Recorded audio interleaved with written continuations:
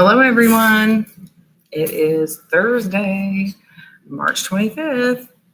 We are going to read chapter 6 today of Where the Red Fern Grows.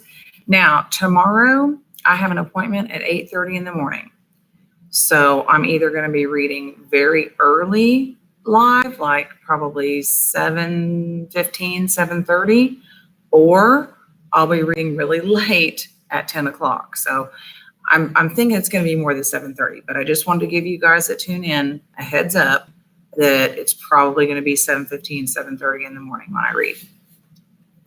All right, where we left off yesterday, Billy had gotten his dogs and was walking them back home, and they had to spend the night in a cave out at Sparrowhawk, and there was a mountain lion. But mountain lions don't like fire, and Billy did have a fire going, so far they're okay. We're going to pick up with chapter 6. After the terrifying night, the bright morning sun was a welcome sight. I fixed breakfast, and soon we were on our way. I tried to get the pups to follow me so as to lighten my load. They would for a way, and then, sitting down on their rears, they would cry and whimper. Back in the sack they would go, with their heads sticking out of the holes and their long ears flopping. I moved on. About midday, I entered country I knew. I wasn't far from home. I dropped down out of the mountains into the bottoms far above the place I had crossed the river on my way to town. Staying on the left of the river, I followed its course past several campgrounds, but didn't stop until I came to the one where I had found the magazine. Here I took the pups out of the sack and sat down on the warm sand. As the afternoon wore on, I sat there deep in thought. I was trying to think what I was going to tell my mother and father. I could think nothing. Finally, I decided I would just tell them the truth, and with the help of the new overalls, cloth, and candy, I would weather the storm. So weather the storm is a figure of speech. It's actually an idiom. And so he means bringing the gifts might make getting in trouble less severe. My pups were having a big time playing. With their little front paws locked around each other, they were growling, rolling, and chewing on one another. They looked so cute, I laughed out loud. While I was watching their romping, the thought came, I haven't named them. I went over the list of names. For him, I tried Red, Bugle, Lead, name after name as before. For her, I tried Susie, Mabel, Queen, all kinds of girl names. None seemed to fit. Still mumbling names over and over, I glanced up. There, carved in the white bark of a sycamore tree, was a large heart. In the center of the heart were two names, Dan, D-A-N, and Ann, A-N-N. The name Dan was a little larger than Ann. It was wide and bold. The scar stood out more. The name Ann was small, neat, and even. I stared, unbelieving, for they were my names. They were perfect. I walked over and picked up my pups. Looking at him, I said, your name is Dan. I'll call you Old Dan. I looked at her and said, your name, little girl, is Ann. I will call you Little Ann. It was then I realized it was all too perfect. Here in the fisherman's camp, I had found the magazine and the ad. I looked over at the old sycamore log. There I had asked God to help me get 2 hound pups. There were the pups, rolling and playing in the warm sand. I thought of the old KC baking powder can and the fishermen, how freely they had given their nickels and dimes. I looked up again to the names carved in the tree. Yes, it was all there like a large puzzle. Piece by piece, each fit perfectly until the puzzle was complete. It could not have happened without the help of an unseen power. I stayed at the campground until dark. I knew I had to go home, but I put it off as long as I could. The crying of the pups telling me they were hungry made up my mind for me. I knew the time had come for me to face my mother and father. I sacked up my dogs and waded the river. As I came out of the bottoms, I could see the lamplight glow from the windows of our home. One of the small yellow squares darkened for an instant. Someone had walked across the floor. I wondered who it was. I heard Daisy, our milk cow, moo. I was thinking so hard of what I would say, it startled me for a second. Reaching the gate to our house, I stopped. I had never thought our home very pretty, but that night it looked different. It looked clean and neat and peaceful, nestled there in the foothills of the Ozarks. Yes, on that night, I was proud of our home. My bare feet made no noise as I crossed the porch. With my free hand, I reached and pulled the lever that worked the latch. Slowly, the door swung inward. I couldn't see my father or sisters. They were too far to the right of me. But my mother was directly in front of the door, sitting in her old cane bottom rocker, knitting. She looked up. I saw all the worry and grief leave her eyes. Her head bowed down. The knitting in her hands came up to cover her face. I stepped inside the room.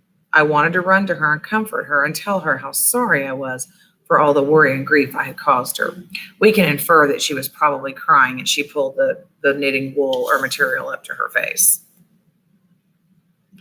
The booming voice of my father shook me from my trance. He said, "Well, what have you got there?" Laughing, he got up from his chair and came over to me. He reached and took the sack from my shoulder. "When we started looking for you," he said, I went to the store, and your grandpa told me all about it. It wasn't too hard to figure out what you had done, but you should have told us." I ran to my mother, and dropping to my knees, I buried my face in her lap. As Mama patted my head, I heard her say in a quavering voice, "Oh, why didn't you tell us? Why?" I couldn't answer. Between sobs, I heard the squeals of delight from my sisters as they fondled my pups. I heard my father say, "What's this other stuff you've got?" Without raising my head from my mother's lap, in a choking voice, I said, "One is for you, one is for Mama, and the other is for the girls." I heard the snapping of string and the rattle of paper. The oohs and ahs from my sisters were wonderful to hear. Papa came over to Mama, laying the cloth on the arm of her chair. He said, "Well, you've been wanting a new dress. Here's enough cloth to make half a dozen dresses." Realizing that everything was forgiven, I stood up and dried my eyes. Papa was pleased with his new overalls. My sisters forgot the pups for the candy. The light that was shining from my mother's eyes as she fingered the cheap cotton cloth was something I will never forget. Mama warmed some milk for the pups. They drank until their little tummies were tight and round. As I ate, Papa sat down at the table and started talking man to me. He asked, "How are things in town?" I told him it was boiling with people. The wagon yard was full of wagons and teams. He asked if I had seen anyone I knew. I told him I hadn't, but the station master had asked about him. He asked me where I'd spent the night. I told him about the cave at the Sparrowhawk Mountains. He said that must have been the one called Robber's Cave. If you've never been there, it's really cool. My youngest sister piped up, "Did you stay all night with some robbers?" My older sister said, "Silly, that was a long time ago. There aren't any robbers there now." The other one put her nickels worth in. "Weren't you scared?" "No," I said. "I wasn't scared of staying in the cave, but I heard a mountain lion scream, and it scared me half to death." "Oh, they won't bother you," Papa said. "You had a fire, didn't you?" I said, "Yes." He said, "They'll never bother you unless they are wounded or cornered, but if they are, you had better look out." Papa asked me how I liked town. I said I didn't like it at all, and I wouldn't live there even if they gave it to me. With a querying look on his face, he said, "I'm afraid I don't understand. I thought you always wanted to go to town." "I did," I said, "but I don't anymore. I didn't like the people there and couldn't understand them." "What was wrong with them?" he asked. I told him how they had stared at me and had even laughed and made fun of me. He said, "Aw, I don't think they were making fun of you, were they?" "Yes, they were," I said. And to beat it all, the boys jumped on me and knocked me down in the dirt. If it hadn't been for the marshal, I would have taken a beating. Papa said, "So you met the marshal. What did you think of him?" I told him he was a nice man. Excuse me. He had bought me a bottle of soda pop. At the mention of soda pop, the blue eyes of my sisters opened wide. They started firing questions at me, wanting to know what color it was and what it tasted like. I told them it was strawberry, and it bubbled and tickled when I drank it, and it made me burp. The eager questions of my three little sisters had an effect on my father and mother. Papa said, "Billy, I don't want you to feel badly about the people in town. I don't think they were poking fun at you. Anyway, not like you think they were." "Maybe they weren't," I said, "but I still don't want to ever live in town. It's too crowded, and you couldn't get a breath of fresh air." In a sober voice, my father said, "Someday you may have to live in town. Your mother and I don't intend to live in these hills all our lives. It's no place to raise a family. A man's children should have an education. They should get out and see the world and meet people." "I don't see why we have to move to town or get an education," I said. Excuse me. Hasn't Mama taught us how to read and write? There's more to an education than just reading and writing, Papa said. Much more. I asked him when he thought we'd be moving to town. Well, it'll be some time yet, he said. We don't have the money now, but I'm hoping someday we will. From the stove where she was heating salt water for my feet, Mama said in a low voice, I'll pray every day and night for that day to come.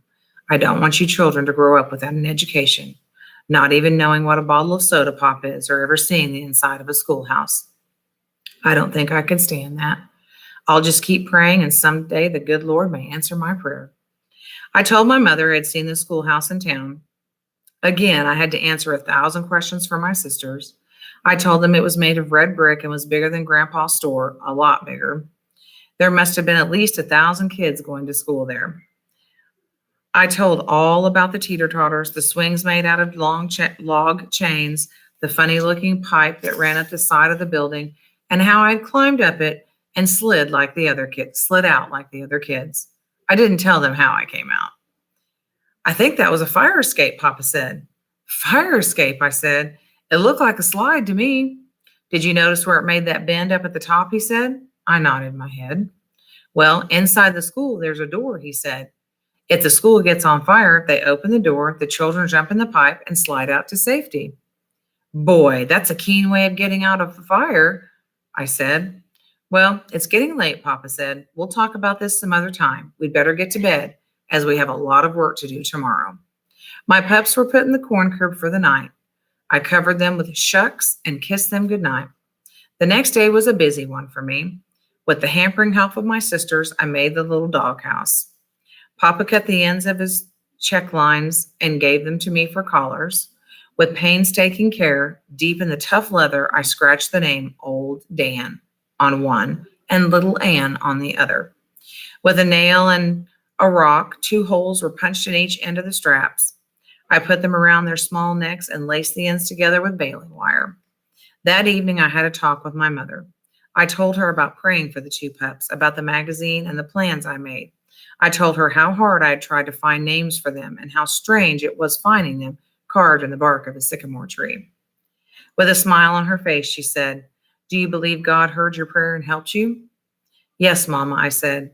I know he did, and I'll always be thankful. And that's the end of chapter 6.